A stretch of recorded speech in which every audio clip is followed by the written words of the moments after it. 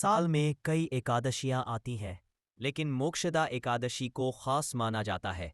कहते हैं कि अगर इंसान सच्चे मन से यह व्रत करे तो उसे जीवन के भारी से भारी संकटों से मुक्ति मिलती है और पाप मिट जाते हैं।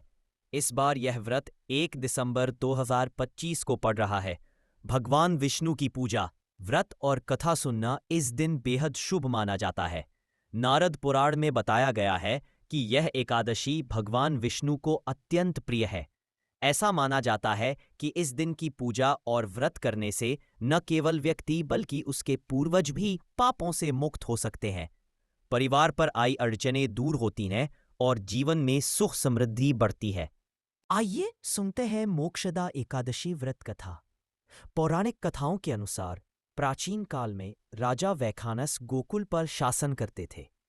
एक रात राजा ने एक कष्टदायक सपना देखा कि उनके मृत पिता घोर पीड़ा सह रहे थे। पिता की यह दुर्दशा देखकर राजा अत्यंत दुखी हुए। अगली सुबह उन्होंने तुरंत अपने राजपुरोहित को बुलाकर पूछा कि वह अपने पिता की आत्मा को कष्टों से मुक्ति दिलाने का मार्ग बताएं।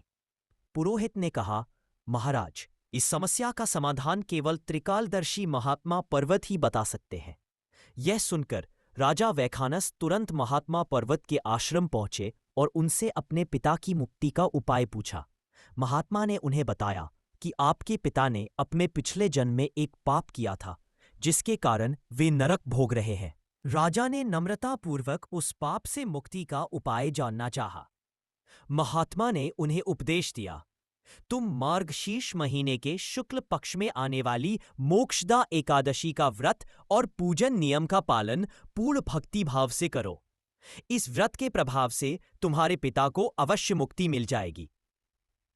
राजा ने महात्मा के वचनों को सहर्ष स्वीकार किया और सच्चे हृदय से मोक्षदा एकादशी का व्रत किया। इस व्रत के पुण्य प्रभाव से उनके पिता को नरक के कष्टों से मुक्ति मिली और उन्हें मोक्ष प्राप्त हुआ। राजा वैखानस को न केवल श्री हरि का आशीर्वाद मिला, बल्कि उन्हें अपने मुक्त पिता का भी आशीर्वाद प्राप्त हुआ। यह व्रत पितृ मुक्ति और मोक्ष दिलाने वाला माना जाता है। धार्मिक मान्यताओं के अनुसार ऐसा कहा जाता है कि जो जातक मोक्षदा एकादशी के दिन व्रत कथा पढ़ता है, उसे मृत्यु के बाद मोक्ष की प्राप्ति होती है। साथ ही अगर आपको जीवन में किसी भी प्रकार की कोई समस्या आ रही है, तो उससे भी छुटकारा मिल सकता है। व्यक्ति का भाग्योदय हो सकता है। राधे राधे। जय श्री कृष्ण, जय श्री हरि विष्णु, जय एकादशी माता।